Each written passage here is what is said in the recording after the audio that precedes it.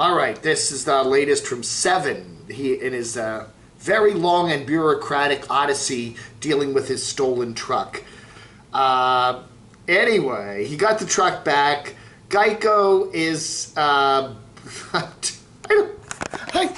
just tired of talking about this one. I mean, gee, where do I start? He bought a truck.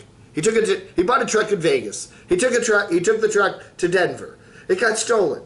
He had his important papers, including, I guess, the original title was on the driver's seat. It got stolen with the truck and didn't get recovered when the police recovered the truck. So anyway, he doesn't have a title. So he's applied to the Nevada DMV to get the title, and they've been giving him a hassle over it. Anyway, so then they recover the truck, okay, without the title in it and all that stuff. So then he has a hassle with Geico, the insurance company. They're gonna total the vehicle, or then he did some sort of a buyback thing. So he gets the vehicle back. It runs okay, but the whole cab is stripped, etc., etc. So now he has to go to the DMV in Las Vegas or Nevada, wherever, and then they process the title. Everything's cool. They sign the paperwork with the original owner, but then they have to mail the title back to his original address, his regular address, his street address in Florida. So that's where the title's going to go, and it could take a couple of months to get it down there. Okay? Okay. So then he's got to have the title in his name to go to Geico to get the insurance money and finish up the buyback thing. Okay? So that's that. So he's staying at his brother's house there in Nevada, and the brother has a heart attack, and now the brother's in the hospital and has to have stents put in and all this other stuff. So he's dealing with all that on top of everything. So anyway, and he's still got to finish fixing up the truck because the cab's all messed up and all that other stuff, and get seats. And he's been looking around in various junkyards for all the parts, and he can't find them. So that's that again. So anyway, so he's there in Nevada, at least there, help his brother out in the meantime. Whoa. You know, again, everybody's telling me he should have just let Geico total the truck and pay him out the money. And he's got $12K from his GoFundMe that he raised as soon as the truck was stolen way back weeks ago, months ago, whenever that was.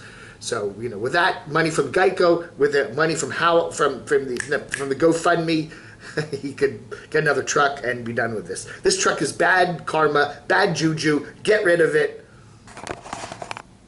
But whatever, it's content. Anyway, I don't know, man. Woo, we'll keep you updated. We got a new one here from Dave's RV Life. That's Betty the Bounder. We got background, convoluted story. When was that? Months and months and months ago, Dave was driving Betty the Bounder back from being out west in Arizona, hanging out with the tribe, doing all this cool stuff. And he gets down to Jacksonville, Florida, near where his sister lives, and the Bounder needs some transmission work because it's doing weird shit. So he takes it and gets the transmission fixed at this independent shop. It's not part of one of these national transmission shops where there's one in every town. No. So then he goes back up to Pennsylvania. He's been working and doing a whole lot of stuff up there, doing a whole bunch of stuff, buys a van, fixes it up, and has been traveling around in the van. Then he kind of hints that he's going to sell Betty the Bounder, but Betty the Bounder is also now doing some weird stuff. It's not serious stuff, but this transmission just ain't quite right? So that was that talk. Now Dave's kind of, I guess, changed his mind and is going to keep Betty the Bounder. Again, it would be hard to sell Betty the Bounder if it's got some funky transmission-y things, weird things with the shifty stuff, but he says it still runs okay. So he takes Betty the Bounder out. It's been sitting there in the kind of a grassy area there by his workshop, and starts Betty the Bounder up. Betty the Bounder starts and drives around pretty good. Drives it all the way to a park and hangs out, and it looks like Betty the Bounder's okay. So he, I don't know, I guess he's thinking about keeping Betty the Bounder, right? But again, you know, if it's got some glitchy stuff with the transmission, he has to drive all the way down to Jacksonville to get that taken care of because there is no local shop around with a chain. He dealt with an independent shop, so I don't know. Is that in his cards someday to go down there and just get them to touch up the transmission and make sure everything's okay? Or is he just going to live with what's going on there? Or is he eventually going to sell Betty the Bounder? But right now it sounds like Dave is going to keep Betty the Bounder.